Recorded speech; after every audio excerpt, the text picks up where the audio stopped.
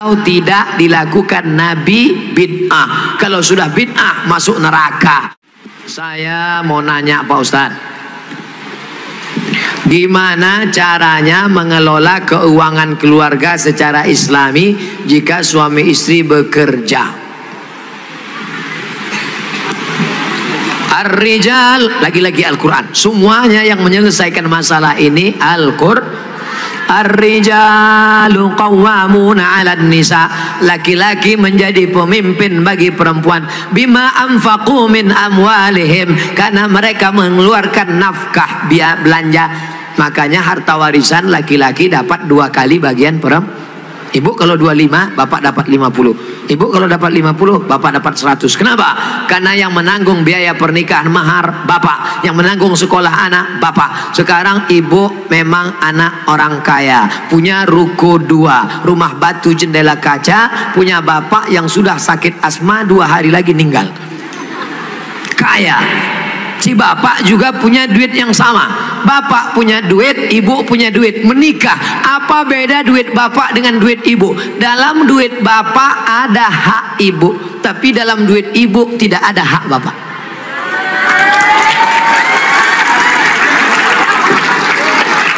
Dalam uang bapak ada kewajiban nafkah untuk ibu, dalam duit ibu tidak ada. Tapi karena ibu cinta mati, maka ibu berkata, "Mas, aku tahu engkau kere, miskin, susah melarat, tapi aku sudah terlanjur cinta padamu. Jangankan uang ini, nyawaku pun kuberikan. Ambillah semuanya, dengan syarat jangan kau nikah lagi." Nah, sudah jelas batasannya. Jadi kalau ada ibu punya kontrakan, PNS, pegawai, punya gaji, ibu tetap ngomong ke suami, "Mas, aku mau kirim uang ini ke anak yatim, mau biaya anak pesantren, mau kasih wakaf beras 1 karung." Tapi ibu ngomong ke bapak itu bukan minta izin, karena uang itu memang punya ibu. Ibu ngomong sebagai adab, sopan santun, tata krama, budi bahasa. Jadi bapak jangan kegeeran. Dan ibu jangan kurang ajar. "Mas, ini uangku, ini kos-kosanku, ini rumahku, terserah aku. Kamu mau ikut ya, kalau enggak lebih dari kamu bisa aku dapatkan." Jangan, luka hatinya. Galah patah boleh disambung, kaca retak boleh direkat, hati yang sakit kemana obat akan dicari. Nah, oleh sebab itu maka jaga. Saya sudah mengeluarkan untuk biaya keluarga sebagian, sedangkan sebagiannya saya ingin membantu saudara yang kurang mampu. Tapi kadang saya suka berbohong jika untuk membantu keluarga yang memang butuh bantuan. Ini yang nulis pertanyaan bapak apa ibu?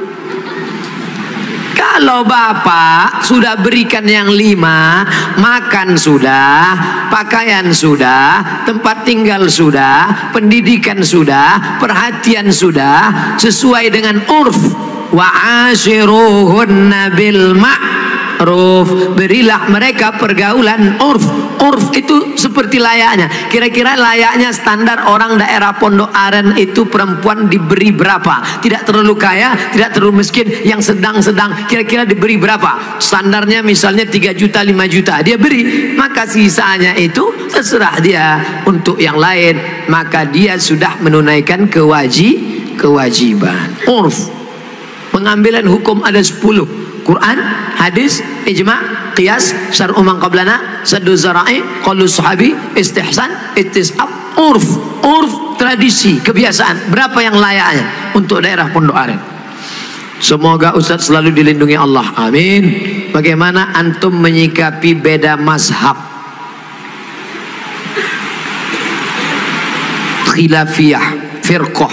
Bagaimana dengan ayat Allah, wa'tasimu bihablillahi jami'a, wa'tasimu, bersatulah, bihablillah, dengan tali Allah. Yang dimaksud tali Allah itu Islam, Al-Quran dan Sunnah.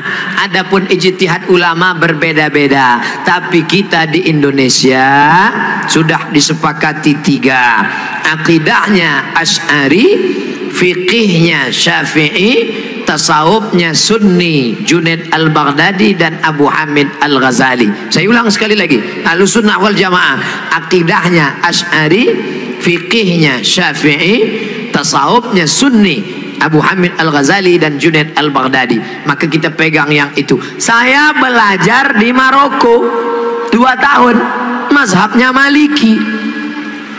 Maliki Ahlus Sunnah.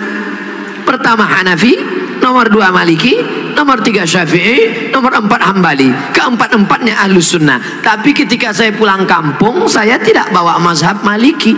Kenapa Ustaz tidak pakai mazhab Maliki? Andai saya pulang ke kampung, saya pakai mazhab Maliki. Mazhab Maliki kalau sholat tangannya lepas ke bawah, Allahu Akbar. Fatihahnya pakai baca kiraan Warsh, Alhamdulillahirabbil alamin, Ar-Rahmanir Rahim, Maliki Yaumiddin. Mimnya pendek. Kemudian nggak pakai bismillah, Allahu Akbar, Alhamdulillahirabbil alamin, nggak ada bismillah. Kunut subuhnya sebelum rukuk, walam yakul lahu kufuwan ahad. Baca kunut. Kunutnya nggak bunyi. Andai saya buat sholat subuh seperti ini di masjid dekat rumah saya, Allahu Akbar, Alhamdulillahirabbil alamin, Ar-Rahmanir Rahim, Maliki Yaumiddin. Selesai sholat pasti jamaah komplain semua, tolong sholatnya diulang, tadi imamnya ISIS. Menimbulkan fitnah karena mereka tidak tahu. Di sini diajarkan qiraat sab'ah mutawatirah, ditambah 3 masyhurah, ditambah 4 syazah, 14 qiraat dipelajari di sini. Ditambah lagi nagham, bayati, soban, nahawan, sika, jaharka, bayati, ras. Faham mereka tajwidnya, tapi tidak semua masyarakat ngerti. Andai anak pesantren Al-Qur'aniyah sholat di luar masjid, dibacanya qiraat lain, walam yakul lahu kufuwan ahad, maka makmum dengar, wah ini aliran sesat ini. Bukan berarti dia salah, tapi dia takut menimbulkan fitnah. Maka dalam masalah-masalah yang kita sepakati, mari kita berlapang dada. Adapun yang kita sudah berbeda, mari kita terima perbedaan selama dia masih Ahlus Sunnah wal Jamaah. Syekh Abdurrahman Sudes, Imam Masjidil Haram, selama di Makkah nggak pernah pakai bismillah jahar. Allahu Akbar, Bismillahirrahmanirrahim, Alhamdulillahirabbil alamin, Ar-Rahmanir Rahim. Tapi begitu beliau jadi imam di Istiqlal, Allahu Akbar, Bismillahirrahmanirrahim. Loh, kok Syekh Abdurrahman Sudes di Istiqlal pakai bismillah jahar? Dia tahu orang Jakarta mazhabnya Syafi'i. Mazhab Syafi'i bismillahnya jahar. Mazhab Hanafi Hambali bismillahnya sir, Bismillahirrahmanirrahim. Mazhab Maliki nggak pakai bismillah sama sekali. Ketiga mazhab ini Ahlus Sunnah wal Jamaah. Tapi kalau mayoritas masyarakatnya Syafi'i, jangan bawa mazhab lain, karena khawatir memecah belah umat. Menjaga persatuan lebih diutamakan daripada mengamalkan mazhab. Begitu yang diamalkan oleh para ulama. Kan ulama mengkategorikan bid'ah ada 2, bid'ah hasanah. Pertanyaannya Ustaz, kan Rasul bersabda kullu bid'atin dhalalah, kullu bid'atin dhalalah, wa kullu dhalalatin finnar. Hadis ini kata Imam Nawawi hadisnya umum, hadis umum. Tolong belikan saya ayam, tolong belikan saya ayam.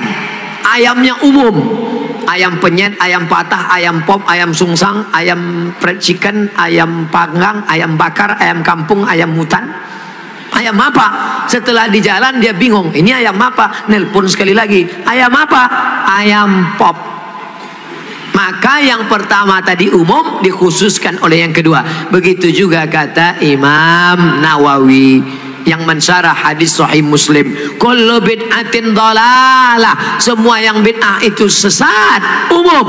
Tapi kemudian dikhususkan oleh hadis, man sanna fil islami sunnatan hasanatan, siapa yang membuat tradisi yang baik, falahu ajruha, dia dapat pahalanya, wa ajru man amila biha, dan orang lain yang melakukannya selama tidak bertentangan dengan Quran dan Sunnah. Nah, sekarang ada orang mendefinisikan bid'ah hanya dengan 5 jari. Kalau tidak dilakukan Nabi, bid'ah. Kalau sudah bid'ah, masuk neraka. Kalau begitu pembahasannya, nanti kamu bisa memasukkan sahabat Nabi dalam neraka. Contohnya, ada sahabat Nabi yang sholat dari Isya sampai subuh ayatnya kul huwallah, wal maghdubi alaihim waladdallin, amin, kul huwallahu ahad Allahu samad. Rakaat kedua kul huwallahu ahad Allahu samad. Rakaat berikutnya kul huwallahu ahad Allahu samad. Rakaat berikutnya kul huwallah. Itu pernah enggak dibuat Nabi? Enggak pernah. Kalau dipakai definisi, kalau enggak dibuat Nabi bid'ah, berarti sholat pakai kul huwallah dari Isya sampai subuh bid'ah, masuk neraka. Nama sahabat Nabi yang sholat begitu siapa? Qatadah bin Nu'man dalam kitab hadis Musnad Ahmad bin Hambal. Tapi perbuatan itu dibenarkan Nabi, sunnah takririyah. Oke, itu Nabi masih hidup. Bagaimana dengan Abu Hurairah? Abu Hurairah sebelum tidur malam menyimpul tali 2000 simpul, 2000 simpul tali dipakai bertasbih sebelum tidur malam. Subhanallah, subhanallah, subhanallah, subhanallah, subhanallah. Ada diajarkan Nabi, hai orang-orang beriman, sebelum kau tidur malam ambil tali jemuran, buat 2000 simpul, sebelum tidur petik 2000. Ada? Tidak ada. Jadi kalau didefinisikan, kalau tidak dibuat Nabi bid'ah, engkau sudah memasukkan sahabat Nabi ke dalam neraka, karena definisi yang singkat, yang pendek, pemiskinan. Oleh sebab itu ulama faham, sudah saya tulis lengkap dengan dalil-dalilnya, 444 halaman terkait masalah bid'ah, bid'ah, bid'ah. Tidak semudah itu saudaraku. Ada namanya Imam Ibnu Taimiyah. Imam Ibnu Taimiyah kalau selesai sholat subuh, dia tidak keluar masjid, dia melihat ke atas membaca Al-Fatihah sampai terbit matahari. Bismillahirrahmanirrahim, alhamdulillah rabbil alamin, arrahmanirrahim, maliki yaumiddin, iyyaka na'budu wa iyyaka nasta'in, sampai terbit matahari. Itu tidak pernah dilakukan Nabi. Kalau dipakai definisi, kalau tidak dilakukan Nabi bid'ah, berarti Ibnu Taimiyah sudah membuat bid'ah karena membaca Al-Fatihah dari sejak sholat subuh sampai terbit matahari. Maka jangan katakan bid'ah kalau tidak dibuat Nabi bid'ah. Ini tidak betul. Yang betul adalah kalau tidak ada dalilnya bid'ah. Selama ada dalil hadis qauli, hadis fi'li, hadis takriri, perbuatan sahabat, qiyas, ijma', maka perbuatan itu tidak bid'ah. Bagaimana pandangan Ustadz dengan laki-laki yang berambut panjang? Apakah itu termasuk menyerupai perempuan? Saya belajar ke salah seorang syekh. Ketika itu ada yang nanya, Syekh, apa betul Nabi Muhammad itu rambutnya panjang? Maka syekh menjawab, Nabi Muhammad itu tinggalnya di gurun pasir. Gurun pasir itu cuacanya panas. Maka kalau rambutnya pendek, nanti cahaya matahari kena ke kepala, maka dia bisa pusing, panas, dehidrasi, kurang cairan. Makanya Bapak Ibu ketika di Makkah disuruh pakai topi, pakai payung supaya jangan kena panas. Nabi kepalanya ditutup dengan 3. Yang pertama, rambutnya. Rambut Nabi itu dari depan panjang sampai ke belakang. Yang kedua, ditutup dengan qalansuah, topi. Setelah itu ditutup dengan imamah, imamah sorban. Kalau di atas kepala dililitkan namanya imamah. Kalau diletakkan di tengkuk namanya burdah. Kalau diletakkan di kepala seperti kerudung namanya ghutrah, bukan serben. Jadi Nabi kepalanya ditutupi dengan 3. Pertama, rambutnya panjang sampai ke tengkuk, dari depan ini sampai ke tengkuk segini, tebal. Yang kedua, qalansuah, kain penutup. Setelah itu baru sorban. Maka kita pun, kami pun ketika kuliah dulu di Arab pakai sorban. Pakai untuk apa? Supaya jangan kena panas terik. Musim dingin di bawah derajat 0, 5 derajat, 10 derajat, di bawah 0 dingin. Maka kepala juga ditutup pakai sorban. Sekarang kenapa Ustaz nggak pakai sorban? Saya sekarang kepanasan. Tapi saya tidak menyalahkan para habaib pakai sorban. Mereka mengikuti sunnah Nabi Muhammad sallallahu alaihi wasallam. Nah, jadi kalau ada laki-laki berambut panjang, tapi rasanya di tempat kita rambut panjang bukan untuk menutup kepala biar supaya jangan panas. Justru tempat kita makin rambut panjang makin kepanasan, ketombe. Jadi kira-kira rambut panjangnya kenapa? Kenapa rambut panjang? Ini. Tapi tidak semua yang berambut panjang itu karena mengikuti perempuan. Jadi tidak bisa kita hukum serta-merta kalau rambut panjang LGBT. Nah, maka yang LGBT itu kalau menyerupai perempuan, la'anallahul mutasyabbihin minar rijal bin nisa. Allah melaknat laki-laki yang menyerupai perempuan dan perempuan yang menyerupai laki-laki. Mudah-mudahan anak kita terjaga dari LGBT. Tapi sebetulnya LGBT itu nama yang terlalu keren. Orang malah bangga sekarang disebut itu LGBT, itu bangga. Saya tidak setuju dengan LGBT, tapi saya malu mau nyebutnya di depan para kiai. Boleh saya sebut? Jangan sebut LGBT. Buat sebut nama yang mengejek, merendahkan, menghinakan. Apa namanya? PLT, penyuka lobang tai. Itu yang cocok bagi mereka. Kotor, najis. Zaman Nabi LGBT ini hukumannya man wajadtumuhu ya'malu amala qaumi Lut.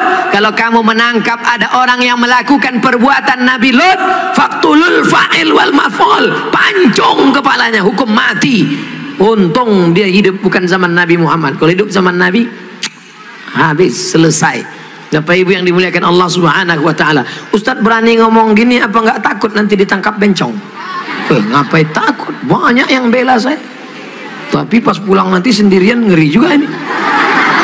Insyaallah, wa ta'awanu 'alal birri wat taqwa, saling tolong menolong dalam kebaikan dan ketakwaan, wala ta'awanu 'alal itsmi wal udwan. Ingatlah saudaraku, ada satu kampung namanya kaum Sadum. Pernah dengar kata Sadum?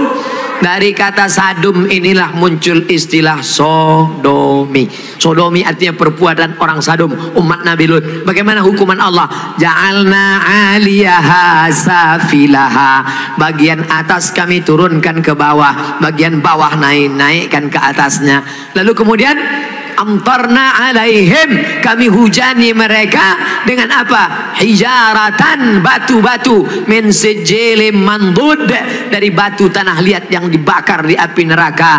Itulah sekarang di Yordania, tempatnya bernama Al-Bahrul Mayyit, bahru laut, mayit mati, Dead Sea, dead mati, sea laut, Dead Sea laut laut mati. Kenapa disebut laut mati? Karena airnya terlampau asin sampai ikan pun tidak bisa hidup di dalam. Orang kalau pergi ke laut mati ngapung di atas karena kadar garam yang tinggi.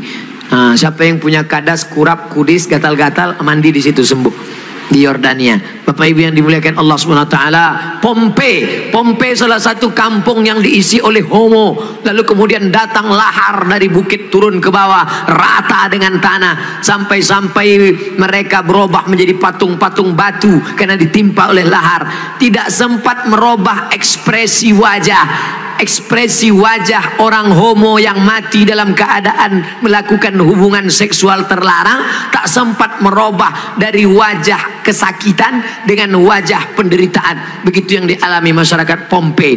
Oleh sebab itu kita berdakwah, mengajak bukan karena benci, tapi karena ingin menyelamatkan supaya kita selamat. La ta'murunna bil ma'ruf, ajak mereka berbuat baik. Wala tanhauna 'anil munkar, larang mereka jangan sampai melakukan perbuatan mungkar. Kalau kamu diam saja, aku tidak khawatir, kata Sayyidina Ali, aku tidak khawatir tentang betul dan batil, batil dan betul, karena dunia ini isinya betul dan batil. Yang aku khawatirkan adalah ketika kebatilan merajalela, orang yang betul diam. Karena orang betul diam, maka orang batil menyangka betul, yang betul menyangka batil, batil betul, betul batil. Orang yang betul diam, Ibu yang betul diam, bapak yang betul diam, yang batil berkuar. Akhirnya yang batil merasa betul, orang yang betul diam 1000 bahasa. As-sakitu anil haq syaitan akhras.